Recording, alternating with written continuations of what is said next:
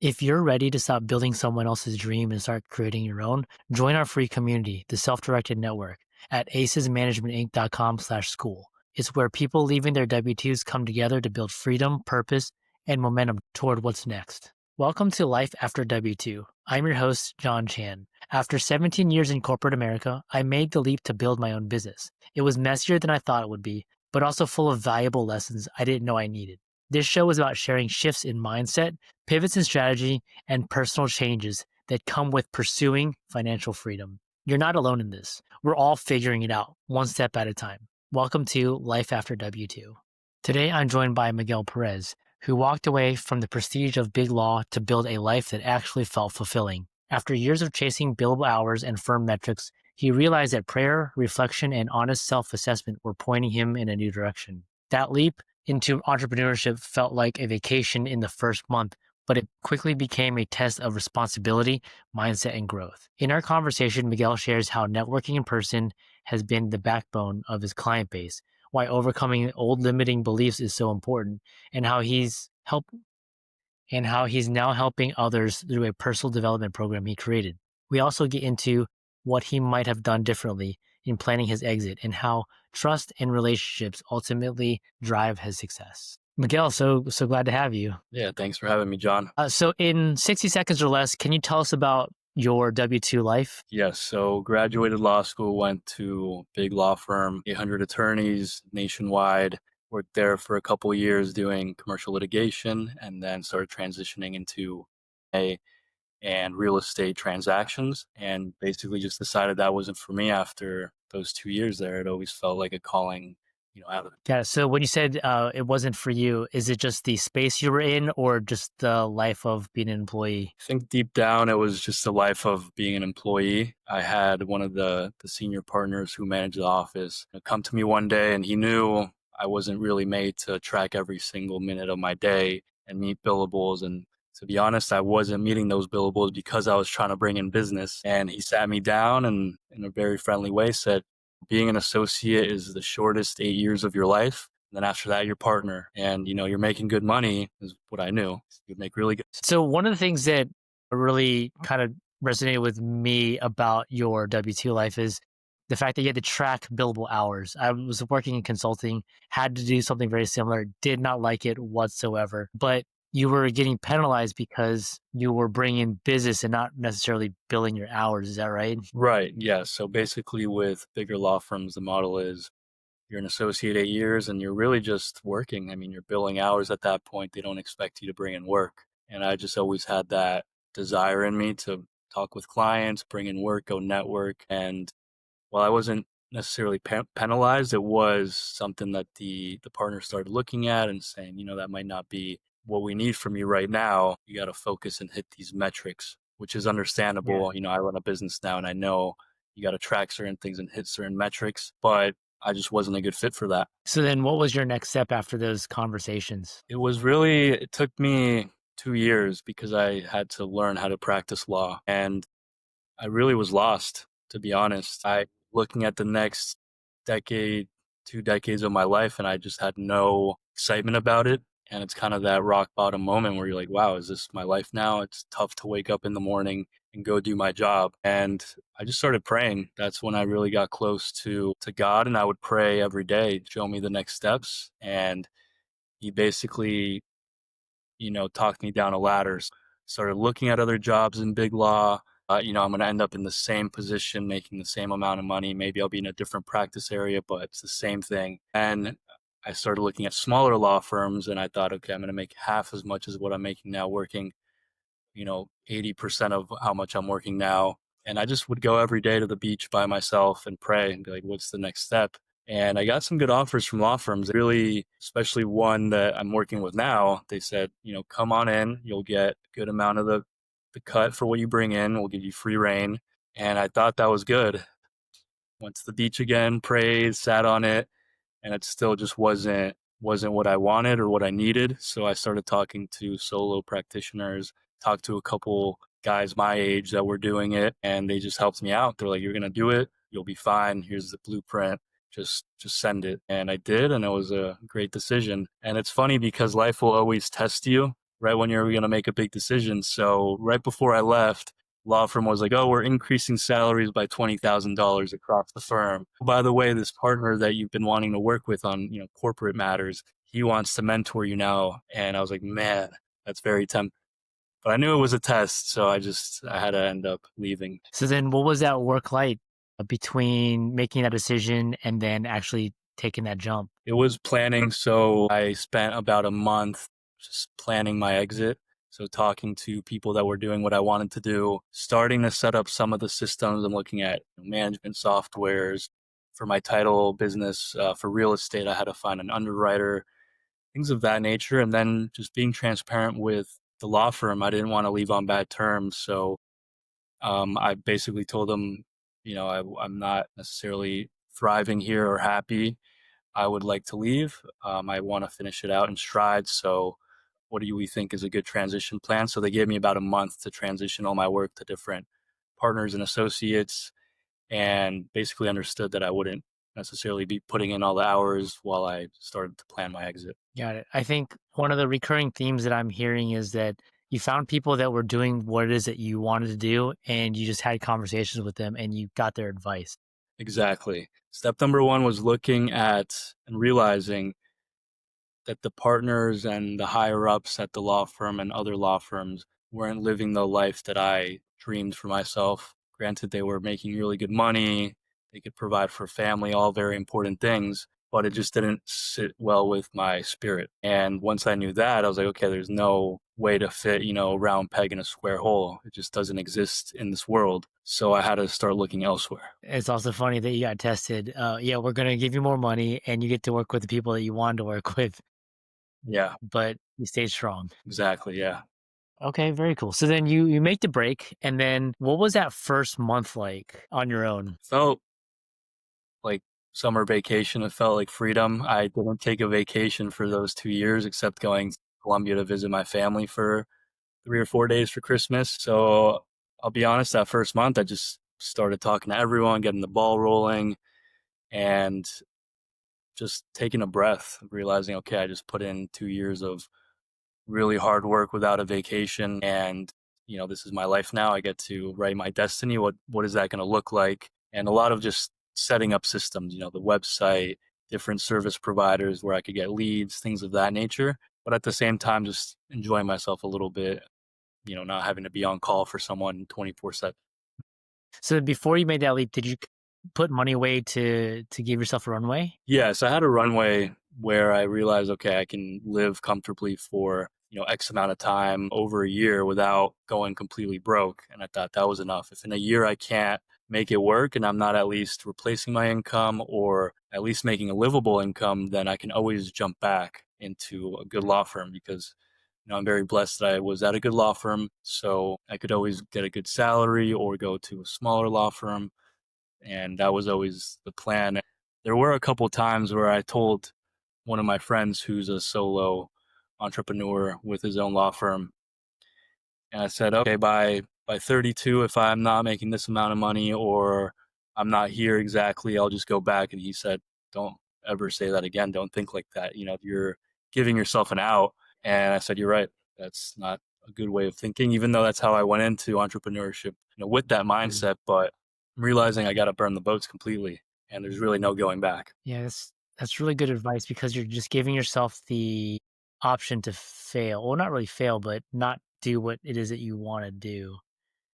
Right. That's really good advice. You burn the boats. So during the process of building your own business, what's something that was harder than you expected? The hardest part was probably say some loneliness came in where no one's telling you what to do. It's all on you. So it's full responsibility is on you to handle everything. And there's no separation at the end of the day. Usually, I mean, you could finish your work at 6, 7, you're like, all right, I'm good. Another day will start tomorrow. But as an entrepreneur, you can always be doing something. And that's the tough Mhm. part because then it's 8 p.m. and maybe you're like, oh, I want to start working on something. But the end of the day, it's just you working on it. You don't have employees yet. You don't have any help, and that was something that I wasn't ready for. At first, it felt like freedom because I didn't have to answer to anyone, but now I have to answer to the man upstairs. And if I'm not putting in the work, then no one's coming to help me.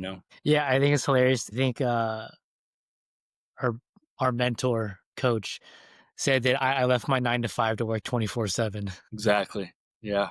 That's how it feels. And the last few months I've had to set some scheduling with myself. I will actually take a lunch break. I will have 30 minutes where I just disconnect, for whatever amount of time, 30 minutes to just disconnect from anything work related. And then by 6, 7, there's really nothing pressing. I need to disconnect to get good sleep. And that's been healthy. Yeah, I think that's one of the biggest challenges is your mind is always running, especially when you're about to fall asleep because you and the number of times I've just gotten out of bed to go write something down really quick. Um, Yeah. you're just always going. Yeah. I think there's a balance too. I don't think if you're given that gift or that drive, then I don't necessarily think you need to dull it all the time. I think some people turn to alcohol or sleeping aid or TV or something to really turn off. But if you have that gift of just trying to build something, of wanting to build something, have a legacy, I don't necessarily think it's always a bad thing to have those racing thoughts and trying to act on things when it feels pressing. Right. So, I mean, was there any moment you thought that it might not work out? Definitely had a few times where I looked at some other jobs. I actually took an interview and it was good. I mean, good salary in sophisticated real estate, a good company. And I thought maybe I need to go back, but this wasn't something that would sit well with me long term. I knew it would feel like taking a step back and I'd really be burning a lot of bridges that I've made with the incoming lead flow and referrals that just naturally are starting to, come in. So even if I took a year break and came back, I would have to restart a lot of the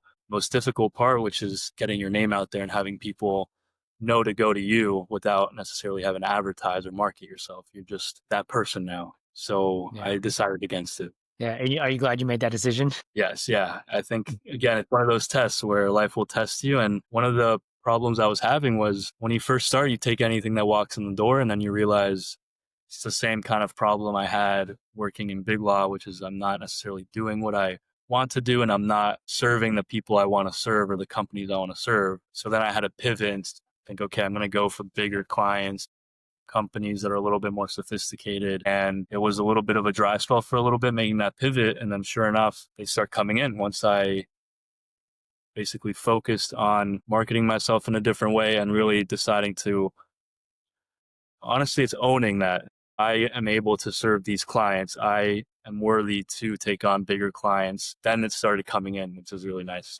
Yeah. So you mentioned the part about I am worthy to take on bigger clients. I think mindset is a huge part of any journey, really. So, what's some of the biggest mindset hurdles you've had to get over? Yeah, so I, once a year, when I was in law school, I started this program called Destiny by Demand, which is I started it for myself. So I basically read 50 personal development books, listened to all the podcasts, and at the end of the day, they say the same thing in different ways. And I thought, okay, I don't need to hear more, I need to do more. So I synthesized them, boiled them down to a packet that I would do for myself every year.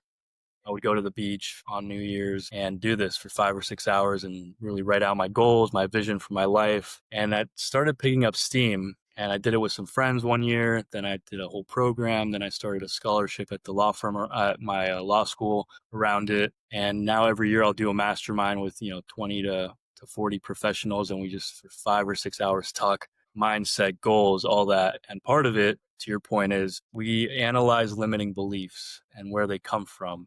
And I'm sure a lot of people here have heard that there's something from your childhood holding you back. And it's really true. Realized that one of my limiting beliefs was my past. I'm an immigrant. We didn't come from anything. I didn't have resources in this country growing up. There was no, hey, dad, can you connect me with your friend? He's a lawyer. I'm interested in law. Or, I want to be a doctor. Do you have a doctor? It was just figure it out. I'm a product of the public school system. And I just didn't really know or have access to people that lived the type of life that I wanted. Therefore, I thought, well, I'm destined to struggle financially like my parents did. And that was a huge thing that really I had to overcome. And, it's not overnight. I still find myself reverting back to that thinking sometimes, and I have to talk myself out of it. But what was really interesting was when I was developing that workshop, I did that limiting belief section with my brother who lived the same life experience with me. And the day before I did it with him, I did it with myself and found out that limiting belief. The next day I did it with him and I was like, what's your limiting belief? Let's go over it. And he wrote down the exact same one, which was insane to think that we really are a lot of the times a product of our environment, and we need to really dial that in and figure it out. Like what's healthy for me to think versus what was programmed into me because of my life experiences. What's the fastest way to get out of this limiting belief? I think it takes work. I don't think there's a quick fix depending on how ingrained it is and, when it started. For context, I've been doing this workshop for 6, 7 years now, and that limiting belief still gives me trouble sometimes. So I think number one is analyzing and understanding that it's there and it's not anyone's fault that it's there and it doesn't really have control over you, although it does have an effect on you and you have to recognize that. And then what we go into in the mastermind is a different 5-step process to start to rewire that belief system in your head. So one of those things that we ask is, what would you tell a friend or a loved one that was going through this or having this thought? And 9 times out of 10, probably 99 times out of 100, people say, well, I would say that that's illogical just because that happened to them in the past or that happened to their parents or grandparents doesn't mean it's going to happen to them. You can write your destiny, you have control. And it just always comes from a place of self-compassion and love rather than self-flagellation, which is a place that most people go to when it comes to themselves. They're really hard on themselves. So I think attacking those beliefs and really trying to rewire them, writing it out, journaling, that's the best way. Yeah. It's, you can't solve a problem if you don't know what it is, for sure. All right, so super helpful. I want to move on to the reflection time. So we talked about mindset. Curious to see what kind of advice you'd give to yourself when you were in that transition period. I think for me, I would have said plan the exit a little bit better, stay at the job maybe an extra month or two and flesh out the systems and the SOPs better.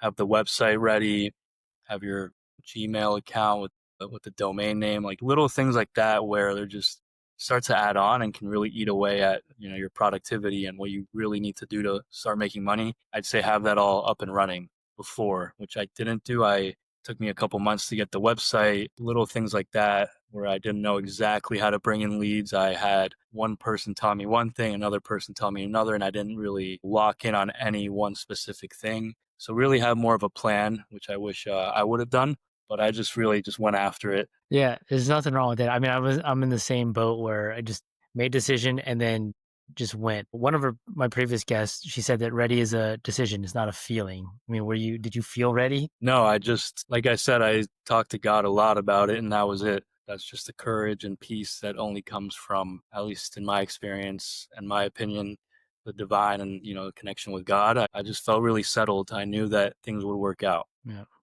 Another question though, like what is something that you've done to really build momentum? I think number one has been for my business, it's networking in person. That has been the number one for momentum. And then just keeping people updated on social media to an extent. Some of my biggest clients have come from people seeing my stories and posting my journey and just kind of thinking about me so that a year later, I'm at the forefront of their mind. But for the legal business, at least, it's really been in the niche I'm in, which is real estate, corporate, business law. It's really just forming relationships in person. That's where I always get the best clients, and there's the highest level of trust there.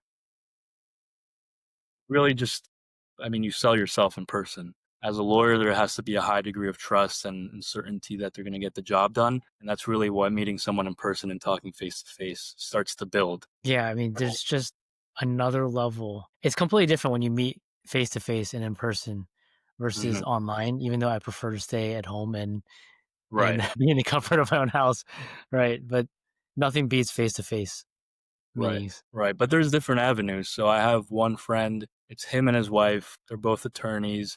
They built their whole business out of LinkedIn outreach and now they just have perpetual, book of clients coming in. And then on top of that, they Yeah. just kind of feed it daily or weekly with their LinkedIn outreach. And that's it. I mean, they basically just keep to themselves. They've been doing really well with real estate investing on the side. Versus, I have another friend doing really well, and he's just that go getter. He's going to put on a barbecue for people to show up to. He's going to really network with you and try to build a connection. And there's different ROIs there. One is very comfortable, you can make a really good living, and one is a lot of wealth accumulating. Yeah. But it varies by business. Yeah. I mean, it's not a one size fits all, obviously. Right. Well, Miguel, I really appreciate you coming on. How can people reach out to you and work with you? Yeah, you can find me. The easiest way is to go to my website and just book a complimentary consultation. It's free. We'll talk. I'll just understand your problems, get to know you. My goal is to be a business partner and understand you as a person and understand your business. And on top of that, we'll also provide good legal work. So happy to hop on a call, go to my Calendly, it's on my website, and just book me, and I'm happy to talk. Okay, very cool. Yeah, we will make sure to have that in the description so it's just easy for everyone to find you. Thanks, John. Yeah, thank you so much for coming on. Yeah, thanks for having me. That's it for today's episode of Life After W 2. I'm John Chan, and I appreciate you tuning in. If this episode resonated with you, share it with a friend who's ready to take control of their financial future. And if you're curious about how self-directed retirement accounts can unlock opportunities in alternative investing, grab our free guide. It's packed with insights to help you get started. The link's in the description. See you next time.